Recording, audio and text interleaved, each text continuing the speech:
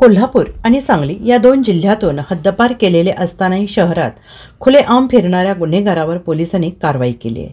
सागर धनाजी लोखंडे, वय वर्ष 32, राहणार संपत चौक, सांगली असे कारवाई केलेल्या तरुणाचे नाव आहे.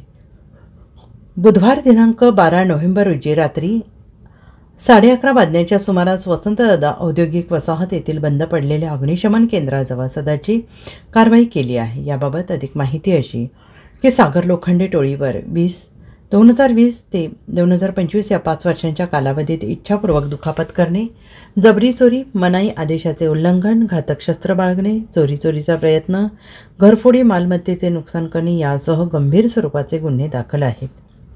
सागर लोखंडे यास दिनांक 4 सप्टेंबर 2025 रोजी पोलीस अधीक्षकांच्या निर्देशानुसार सांगली आणि कोल्हापूर जिल्ह्यातून 2 वर्षाकरिता हद्दपार करण्यात आले.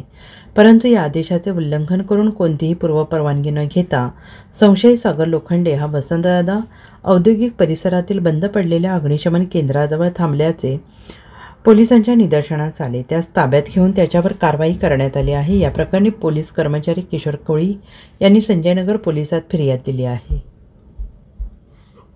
Bureau report SBN Marathi.